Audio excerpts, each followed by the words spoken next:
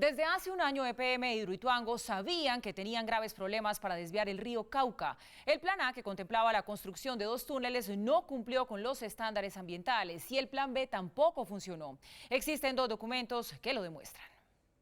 La historia comenzó en 2013 y quedó plasmada en este documento de la EPM obtenido por Red Más Noticias y en el que queda claro que la obra no estaba ni siquiera cerca de cumplir los tiempos pactados. En junio de 2013, el auditor de la Comisión de Regulación de Energía y Gas evidenció un atraso de 576 días en el proyecto. Pero lo que se desencadenó allí fue una serie de decisiones que se convirtió en un efecto dominó. Con semejante retraso en la obra, EPM puso el pie en el acelerador para la construcción de 2 túneles que permitirán desviar el río Cauca y preservar la obra de la presa a salvo. Eso es como un muchacho que está perdiendo el año y entonces le hacen un programa rápido a ver si aprenden el último mes, pero realmente lo que terminan haciendo es una serie de chambonadas. Pero no cumplieron con los estándares ambientales tal como lo reconoce Hidroituango en este segundo documento de julio pasado y se tomó otra decisión. El sistema de descarga de fondo empleado contemplado en los diseños originales para el cumplimiento de la obligación ambiental no se cumplió en los actuales túneles de desviación. EPM definió la construcción de un nuevo túnel de desviación denominado Galería Auxiliar de Desviación. Cuando el plan A, los 2 túneles iniciales, no se concretó, tomaron la decisión de taponarlos con concreto y se arrancó la construcción del plan B, la Galería Auxiliar de Desviación. Deciden cerrar esos túneles antes de que la presa estuviera terminada. Todas las chambonadas que se hacen cuando la gente quiere terminar las cosas rápido.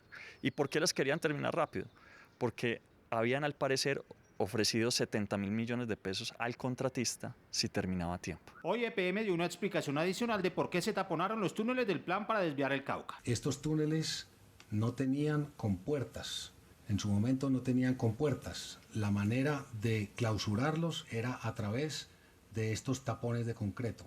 Pero el plan B tampoco funcionó. En el mismo documento obtenido por Red Más Noticias se relata detalladamente que hace un año ese plan B ya tenía problemas evidentes, aparentemente por problemas geológicos que empeoraron cuando llegó la creciente del río Cauca. El 6 de mayo el río Cauca alcanzó caudales de 3.651 metros cúbicos por segundo, lo cual produjo su elevación hasta la cota 238.1. Al alcanzar la cota 235, el agua se filtró entre el Jarillón y el Realce, lo que generó la inundación de la zona interna y el rompimiento de la estructura. A partir de esta fecha, se suspendieron los trabajos. De hecho, la situación fue tan crítica que solo 5 días después hubo un riesgo para los trabajadores que construían la obra. El 11 de mayo, el nivel del río alcanzó el puente Tenche y quedó completamente sumergido el 16 de mayo. El 17 de mayo se presentaron los mayores niveles del río. Durante la noche, el río alcanzó la cota 255.55, alcanzando la zona del comedor del contratista. De hecho, durante todo el proceso, incluso desde la construcción de los túneles del plan A, el contratista reportó oportunamente que había problemas geológicos y adjuntó una serie de fotografías que lo demuestran. Solicita visita técnica de la asesoría y la interventoría a la zona del canal de alivio para evaluación de la inestabilidad y para que se impartan las instrucciones tendientes a garantizar la estabilidad del talud para la ejecución de manera segura para el personal y equipos en la zona. Con unos problemas de licencia ambiental que impidieron la realización del plan A, es decir, los túneles, y con problemas geológicos que impidieron también la realización del plan B, es decir, la galería de desviación, el río Cauca volvió por sus fueros, pues no tiene por dónde desviarse y ahora tiene en serio riesgo a miles de personas en las riberas de su cauce. Además, como si fuera poco, la presa también está en serio riesgo. En Bogotá, Mario Villalobos, Red Más Noticias. A pesar de los esfuerzos de EPM e Hidroituango por darle manejo a la creciente del Cauca, el peligro está latente todavía. Si los ingenieros no logran completar la construcción de la presa este domingo, habría un serio riesgo de que el río supere la barrera de muro con consecuencias que podrían ser desastrosas. Desde hace 15 días el río Cauca marcha furioso hacia la presa de Hidroituango y al no haber túneles ni galería de desviación en servicio, se decidió inundar el cuarto de máquinas, pero el peligro sigue ahí. Al lado de cualquier presa se construye otra estructura adicional denominada vertedero y cuya función es recoger el agua y desviarla al río en caso de que el líquido colme el límite superior de la presa. Ambas estructuras, la presa y el vertedero, deben estar a la misma altura. Pues ya ahí les deja de preocupar que el embalse siga subiendo. El embalse sigue subiendo, se va por el vertedero, la presa queda a salvo, porque ya el agua no pasa por encima de la presa, sino que se va por el vertedero, Y eso es lo que están tratando de hacer. El problema es que el nivel de la presa de Hidroituango está a 25 metros por debajo del vertedero. Mientras el río avanza y sin túneles de desviación hacia la obra, los ingenieros intentan a toda marcha terminar los 25 metros para que si el agua llega al borde, escurra por el vertedero y no vaya hacia el otro lado de la presa. Si eso pasa, habría serios problemas. Ese riesgo sigue existiendo porque a medida que el embalse va subiendo, la presión abajo es mayor. Una vez superen este reto, tienen otro problema para reducir a cero los riesgos cuando el río vuelva a crecer. Intentar recuperar los túneles del plan A o recuperar la galería de desviación o plan B es imposible. Es muy difícil poder entrar. Inclusive si usted está por afuera por el lado de atrás y se destapa el túnel, pues la corriente se lleva a cualquier persona que esté trabajando ahí. Y no hay forma. Y si están adentro y se llega a destapar también. Por eso la única solución es a largo plazo, con un costo que por ahora nadie puede determinar. Un cuarto túnel. Van a tener que hacer otro túnel para poder aliviar y poder desviar el río Cauca mientras se trabajan en esos túneles y se refuerzan los tapones para asegurar que no se vuelvan a abrir. Los ingenieros trabajan a toda marcha para construir los 25 metros que faltan de presa, para que si el agua llega al borde superior, salga por el vertedero y no hacia los municipios vecinos. Bueno, esta situación es realmente delicada y estamos muy, pero muy preocupados. Mauricio, buenas noches. Le tengo varias preguntas. ¿Cómo le va? Hola, Paula. Pues muy preocupado como usted, como Pues todos es los que no es colombianos, para como menos. las habitantes de esos 9 municipios que en este momento están en riesgo, como está todo el país prácticamente siguiendo este proyecto que ojalá termine bien y no vaya a terminar en la catástrofe que todo el mundo está anticipando. Pues mire, justamente Mauricio, dejando claro que aquí lo más importante es salvar el mayor número de vidas posibles, aquí van mis preguntas. La primera, esto es mucho más grave, pero muchísimo más grave de lo que realmente nos quisieron hacer creer en un momento. La segunda, EPM ocultó información y no actuó en consecuencia de esa información que sabía que tenía, que representaba riesgos. Y la tercera, esto se pudo haber evitado, esto fue una tragedia que se pudo haber prevenido desde hace mucho tiempo. Paula, aquí hay factores que se controlan, factores que no se controlan. Debemos dejar claro que nosotros en este noticiero queremos que se concluyan esos 25 metros de presa, que se controlen, que no se vuelva a taponar la casa de máquinas, que pueda fluir el agua tranquilamente por el túnel por el que está fluyendo y por la casa de máquinas, que no haya ningún tipo de tragedia. Fundamental, eso es lo que queremos nosotros. Dicho lo anterior, sí hay que hacer unas aclaraciones para tratar de responderle a Paula sus preguntas. Recuerden el problema básico. Para llenar la presa Hidroituango, que va, si llega a feliz término, a alimentar el 17% de la energía de este país, el proyecto más grande desde el punto de vista hidroeléctrico de este país, se desvía el río Cauca.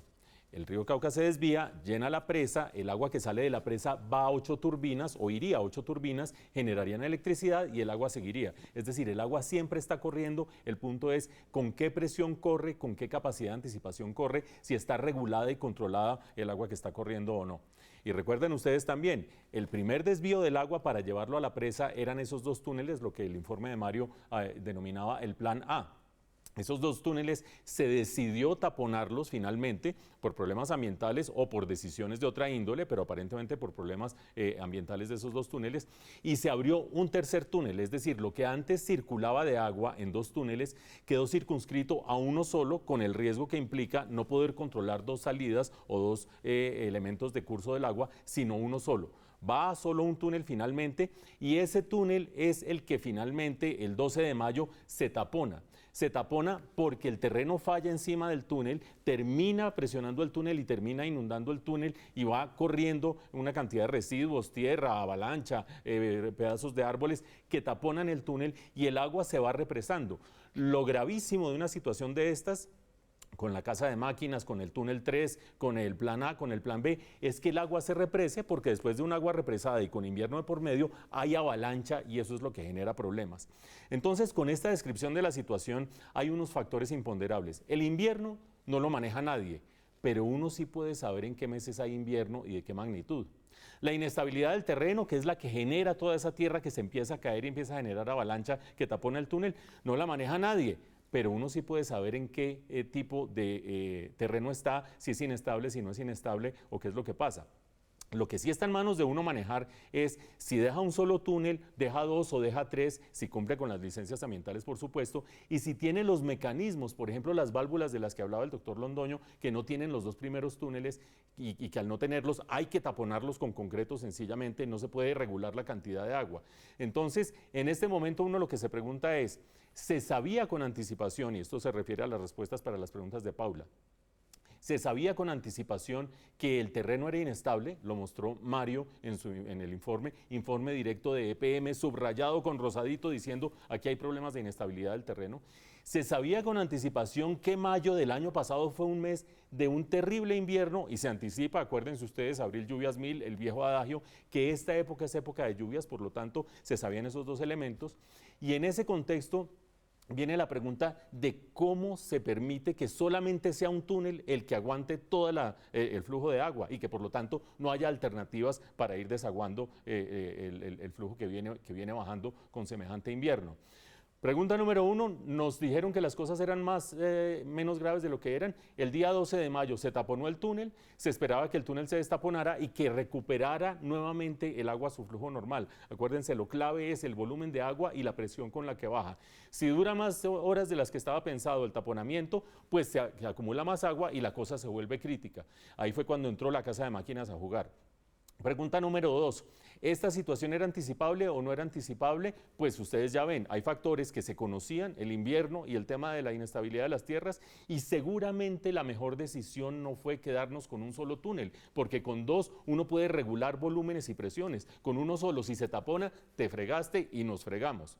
Y pregunta número 3, ¿hay algo que se puede hacer en este momento y está en manos de alguien haber hecho algo en ese momento? Creo yo que no fue una sabia decisión el haber taponado dos túneles y haber dejado una sola vía de salida, y en este momento lo que estamos confiando es que la casa de máquinas, que es un cuarto inmenso, grandotote, cuarto no, una construcción inmensa que está canalizando parte del agua, permita sacar el agua lentamente y que mientras tanto se concluyan aquellos 25 metros famosos de la represa para que el vertedero sea el curso de salida del agua y se salven las personas de los 9 municipios. Ojalá así sea.